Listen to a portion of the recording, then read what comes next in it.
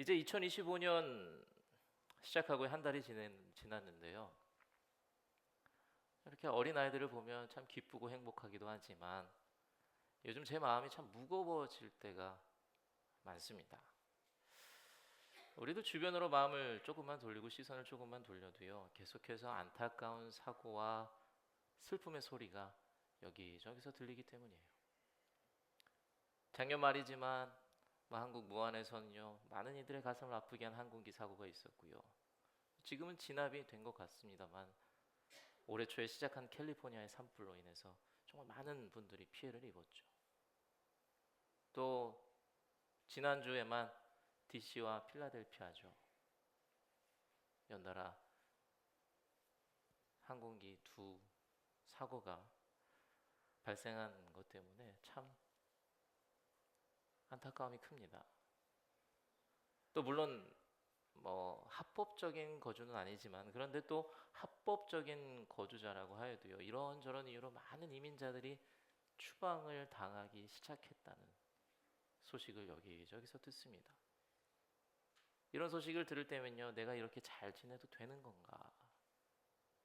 내가 이렇게 지내는 것을 감사하는 게 맞는 건가? 라는 생각이 들 정도로 참 죄송한 마음이 들고요, 가슴이 먹먹해질 때가 있어요. 그런 고민 속에서 지내다가 또 한편으로는 이런 생각도 듭니다.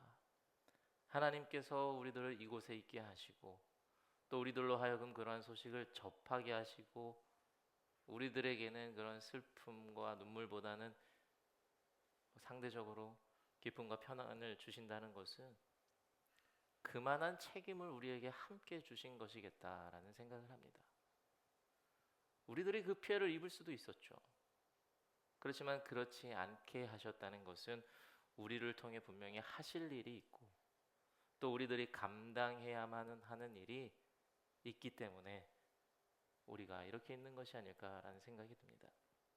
그래서 바라옵기는요, 우리 성도님들, 여러분들 기도하실 때에 이런저런 기도 많이 하시겠지만 우리 주변의 아픔과 슬픔을 갖고 있는 분들을 위해서 늘 기도해 주시고 가능하다면 다가가서 또 위로도 해 주시고요. 또 그리고 제가 이따 광고 시간에도 이야기하겠지만 혹시 마음이 가신다면 그 이웃들을 위해서 또 마음과 물질을 모아 선교할 수 있는 우리 모두가 되기를 바랍니다. 그렇게 우리들의 마음을 나누고 힘을 나눌 때요, 이 땅에 작은 사랑의 씨앗이 여기저기 심겨질 것 같아요. 그리고 그 씨앗을 통해서 더 큰 사랑이 퍼질 수 있는 것 우리가 기대할 수 있을 겁니다. 더 나아가서는 그 사랑뿐만이 아니라 그 사랑 안에 예수님의 사랑이 담기고 복음이 담겨서 주님의 사랑과 복음까지 이 땅 끝까지 전해질 수 있는 것을 소망할 수 있을 거라 믿습니다. 아마 우리 성도님들 저보다는 다 따뜻하신 분들이잖아요. 그래서 여러분들 분명 온 땅에 기쁨과 평안만이 가득하길 늘 바라시고 기도하실 텐데요, 그 마음 잃지 마시고요, 계속해서 기도하시고 우리들의 사랑을 전할 수 있는 우리 뉴욕 한인교회 성도님들 되시기를 주님의 이름으로 축원합니다. 우리들이 이렇게 크리스천으로서 가져야 할 책임에 대해서 잠깐 이야기했는데요, 저희들 가진 또 하나의 책임 분명히 있죠. 뉴욕 한인교회 성도로서 늘 품어야 하는 책임이 있는데요, 그것은 주님의 집에 걸맞은 성도로서 훈련되고 거듭나는 것, 이것이 2025년 뉴욕 한인교회 성도로서 가진 우리들의 책임이자 사명일 겁니다. 기억하시죠? 벌써 한 달이 지났는데요, 여러분들의 매일의 삶 속에서 우리들이 함께 나눈 그 말씀들을 늘 기억하시면서 주의 집에 걸맞은 성도가 되기 위해서 늘 노력하시는 여러분들이 되신 줄 믿습니다. 성실한 믿음을 갖고요, 또 모두를 차별 없이 사랑하고요, 또 말씀을 읽고 품으면서 말씀이 내 삶이 되기를, 또 말씀에 물들어가는 그런 삶을 살아가는 여러분들이 되신 줄로 믿습니다. 여러분, 우리들이 계속해서 나누고 있는 것들은요, 주님의 집, 주님께서 허락하신 이 성전에 주님과 함께 머물기에 걸맞은 자가 되기 위한 노력들입니다. 오늘도 저희들이 그 노력을 어떠한 식으로 어떠한 방법으로 해야 되는지 함께 살펴볼 텐데요, 여러분 그 전에 한번 주변 한번 잘 둘러보세요. 둘러보시라니까요. 여러분 어떤가요? 여러분 주변에 누가 있죠? 누군가 있을 겁니다. 제가 왜 이렇게 여러분들에게 말씀을 요청을 드렸냐면, 여러분 우리들 성전에는요, 이곳에는 한두 사람만이 자리하고 있는 것은 아닙니다. 주님의 집은요, 많은 이들이 함께 어울려 지내는 곳이에요. 주님의 성전은요, 나와 비슷한 자도, 내가 마음에 들어하는 자도, 내가 싫어하는 자도, 나와 다른 자도, 어떠한 구분 없이 모두가 함께 지내는 것이에요. 하나님께서 아주 까다롭게 심사하고 평가해서 한 사람 혹은 두 사람, 아주 소수 정예만 이곳에 머물게 하시는 것이 아닙니다. 최대한 많은 이들이 이곳에 있기를 원하시고요, 주님의 집에 거하는 그 많은 이들이 모두 그 집에 걸맞은 자가 되길 원하신다고요. 그래서 오늘 말씀 시편 15편 중에 특별히 오늘 3절의 말씀이 집중하고 있는 부분은요, 이 전주까지 우리들이 살펴봤던 말씀과는 조금은 차이가 있어요. 3절 말씀은 많은 이들이 함께 지내기에 조금 더 실제적이고 구체적인 그 실천 항목을 다루고 있습니다. 지난주까지는요, 좀 우리들의 내면의 변화, 내면의 성숙을 위한 실천을 살펴봤다면, 오늘 3절 말씀은요, 내가 다른 이들을 어떻게 대해야 할까, 다른 이들과 조화를 이루기 위해서 내가 어떠한 모습을 가져야 할까 알려주고 있어요. 여러분, 감리교의 창시자인 존 웨슬리가 감리교를 이끌면서 강조했던 실천적인 그 신앙생활의 원칙들이 있습니다. 이것을 이제 세 가지 생활 강령이라고 하기도 하고요, 세 가지 생활 규칙이라고도 하거든요. 그 세 가지 규칙이 뭐냐면, 첫 번째는 do no harm, 두 번째는 do good, 세 번째는 stay in love with God. 다른 이에게 해를 가하지 않는 것, 그리고 선을 행하는 것, 그리고 하나님의 사랑 안에 거하는 것. 감리교인으로서 이 세 가지를 지켜야 된다고 늘 강조했어요. 이 중에서도 웨슬리는요, 첫 번째 항목, 다른 이들을 해치지 않는 것에 대해서 강조를 많이 했습니다. 나와 함께하는 이웃들에게 해를 가하지 않는 것, 나와 다르다고 해서, 나랑은 조금 생각이 다르고 취향이 다르고 나랑 문화가 다르다고 해서 상대방을 무시하거나 그에게 해를 가해서는 안 됨을 강조했어요.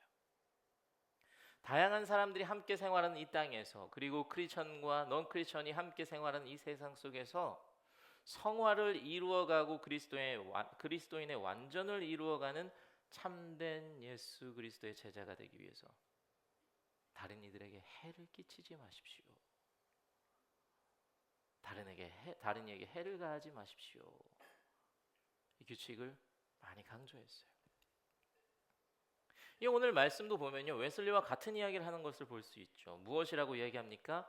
친구를 해하지 않는 성도가 되라고 이야기해요. 이 세 번역 성경은요, 친구라고 해석했지만 사실 여기서 친구라고 번역된 히브리어는요, 레아라는 단어인데요, 이 친구에만 국한된 단어는 아니에요. 그래서 레위기 19장에 보면 내 이웃을 내 몸처럼 사랑하여라 라는 구절이 있는데, 여기서 이웃을 뜻하는 히브리어가 똑같은 단어 레아예요. 그래서 사실 오늘 시편 15편 3절에서 친구를 해하지 말아라 라고 했지만, 사실 이웃을 해하지 말아라, 이웃에게 피해를 주지 말아라 라고 이야기할 수 있습니다. 그래서 오늘 말씀은요, 웨슬리가 생활 수칙으로 알려줬던 것처럼 우리 주변에 있는 모든 이웃에게 해를 가하지 말 것을 말씀하시는 거고요, 그러한 자가 주님의 집에 머물 수 있다고 이야기하는 거예요. 근데 오늘 말씀 3절 전체를 다시 한번 살펴보면요, 오늘 말씀의 시작은요, 말에 대한 것으로 시작해요.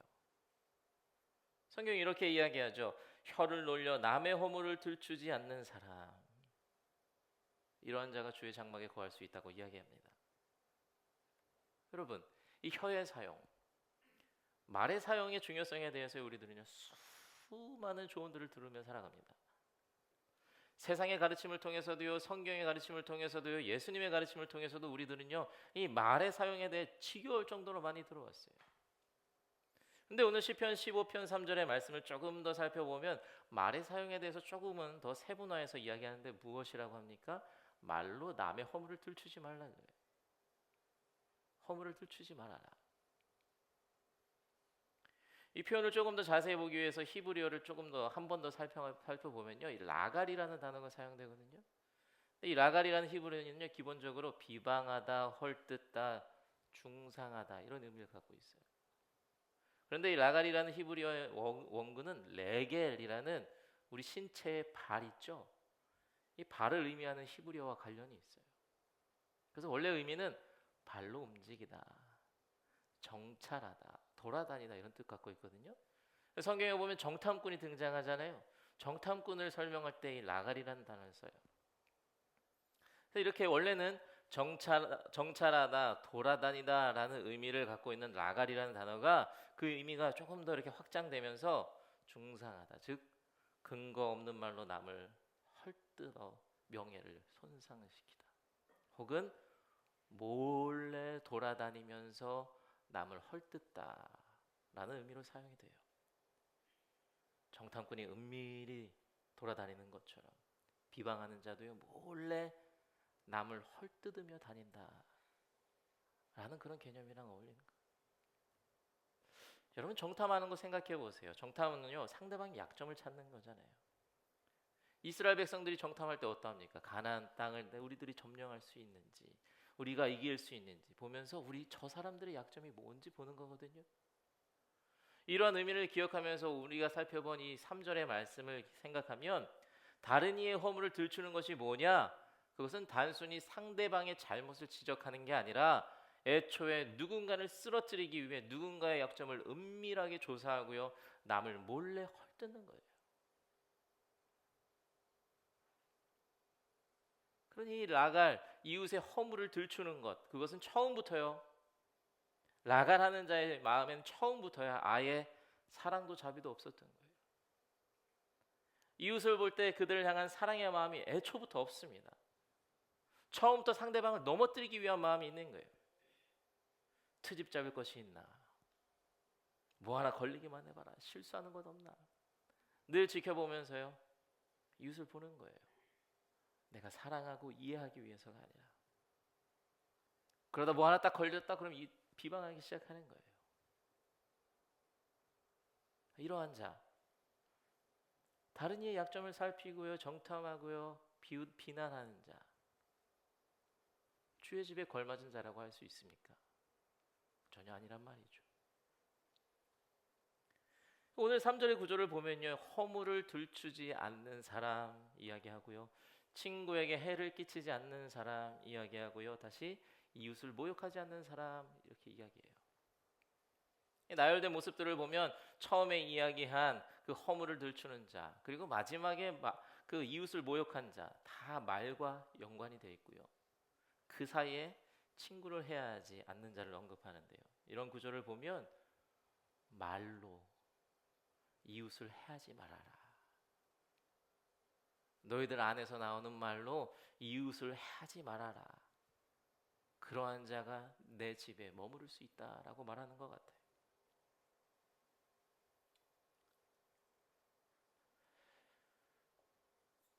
그런데 하나님께서 그렇게 말씀하십니다. 주의 집에 거울리는 자가, 주의 집에 걸맞은 자는 말로 다른 이웃을 해하지 않는 사람이라고. 근데 참 아이러니하게도요, 교회만큼 말이 많은 것도 없죠. 교회만큼 많이 말로 상처를 받는 것도 없습니다. 제가 뭐 길게 산 건 아니지만 교회에서 뭐 주먹 다툼에서 상처받았다는 사람 들어본 적이 없어요. 교회에서 상처받았습니다 하고 이야기를 들어보면요, 10중 8구 다 말로 인해서 상처를 받아요. 말이 중요하다는 건 너무나도 잘 알거든요.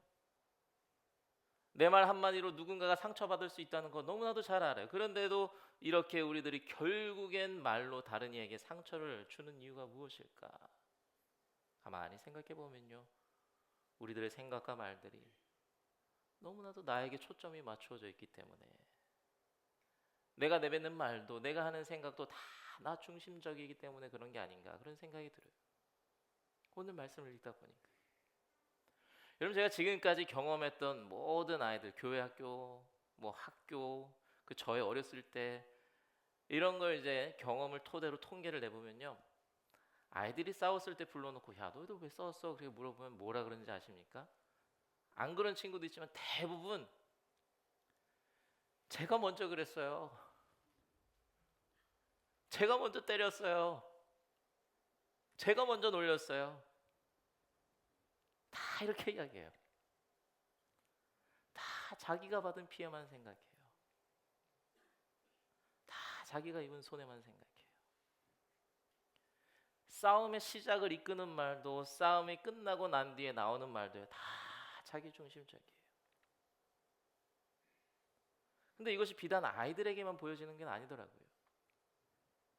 분쟁이 있고 다툼이 있는 곳을 보면요, 말로 인해 상처가 있고 주고받은 곳을 보면 결국 아이들의 모습과 똑같아요. 다 내가 받은 상처, 다 내가 받은 모욕만 생각해요. 상대방을 향한 배려가 배제된 채 말이 나가요. 싸움을 시작할 때도, 싸움의 중간에도, 싸움을 끝날 때에도. 그러니 상처가 되는 말이 쉴 새 없이 쏟아져 나오는 거예요. 말의 중요성에 대해서 그렇게 많이 이야기를 들었고요, 가르침을 받았는데도 말이죠.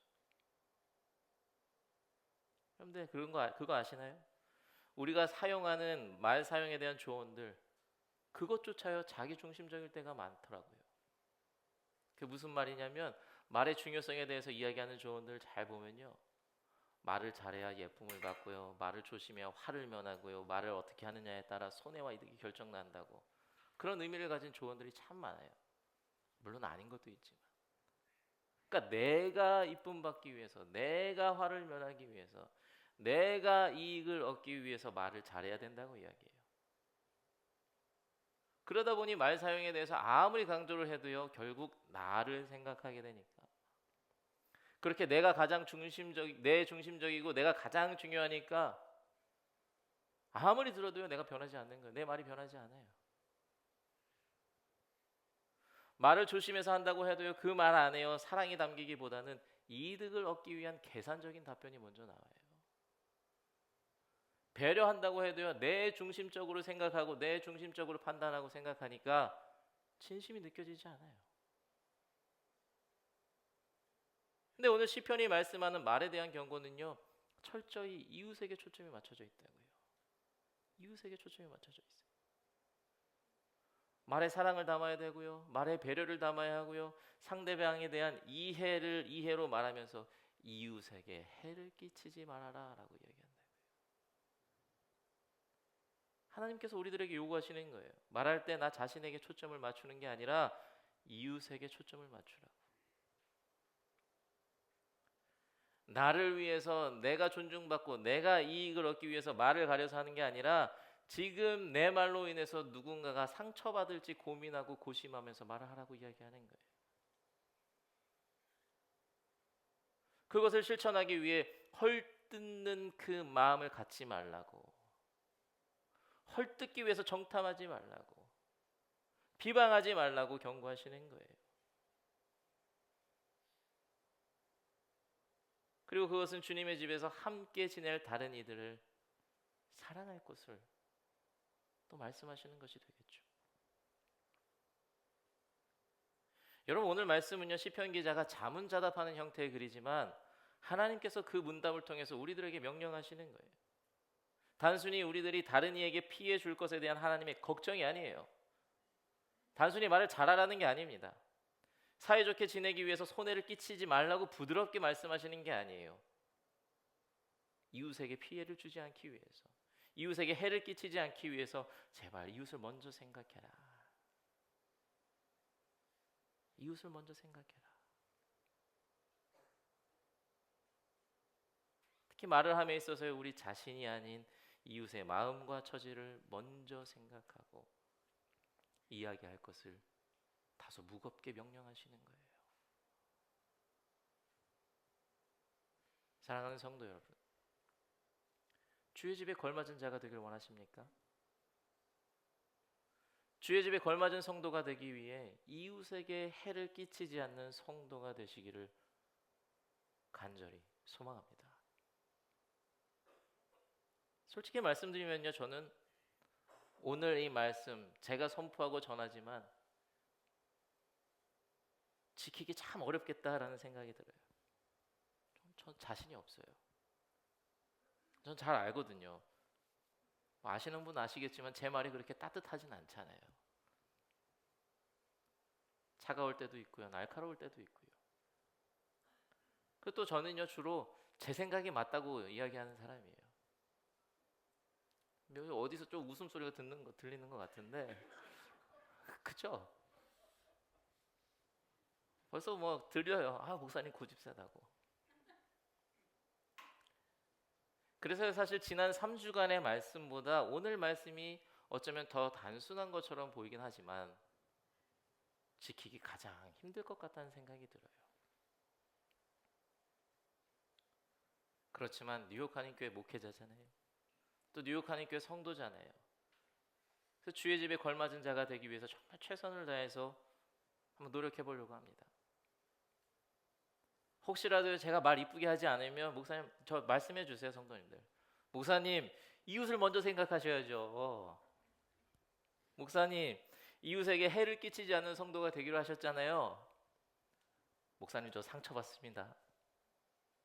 말씀해 주세요. 그럼 그때마다 오늘 말씀 생각하면서요, 성도 여러분과 이웃을 생각하면서 사랑을 담긴 말을 할 수 있는 자가 되보려고 노력하겠습니다. 우리 성도님들도요, 누군가에게는 정말 지키기 어려운 실천 항목일 수도 있습니다. 뭐 반대로 누군가에게는요, 하던 대로 하면 되는 그런 쉬운 실천 항목이 될 수도 있겠죠. 하지만 모두가 함께 한 마음이 되어서 지켜갔으면 좋겠어요. 단순히 좋은 말이 아니라, 단순히 내가 잘 살기 위해서가 아니라, 오늘 하나님께서 명령하셨으니까, 오늘 하나님께서 말씀하셨으니까, 주의 집에 나와 함께 머물기 위해서 이러한 자가 되라고 하나님께서 우리들에게 말씀하셨으니까, 우리 모두가 이웃에게 해를 끼치지 않는 성도가 되기 위해서, 특히 말로 상처 주지 않는 우리 모두가 되기 위해서 노력하기를 간절히 바라봅니다. 그래서 우리들의 말로 상처가 아닌 위로와 용기를 주고 또 믿음과 사랑을 회복하게 해주는 우리 모든 성도 여러분 되길 바랍니다. 그러면 분명 주님께서 찾아오실 겁니다. 우리가 주의 집에 주님과 함께 머물기에 걸맞은 자가 되었으니, 그리고 주님의 집에서 다른 이웃들과 함께 조화를 또 사랑을 이루고 나눌 수 있는 그런 모습을 갖췄으니 분명 주님께서 찾아오실 겁니다. 그 주님을 만나는 여러분들이 되시기 바랍니다. 그리고 정말 간절히 소망합니다. 내가 내뱉는 모든 말을 통해 주변의 모든 이웃과 늘 사랑을 나누는 성도님들이 되시기 바랍니다. 그리고 주님의 거룩한 집에 걸맞은 성도님들이 되셔서 이 거룩한 집에, 이 거룩한 처소에 오실 때마다 주님의 위로와 주님의 기쁨과 평안을 누리시는 우리 뉴욕 한인교회 성도님들이 되시기를 주님의 이름으로 간절히 축원합니다. 아멘.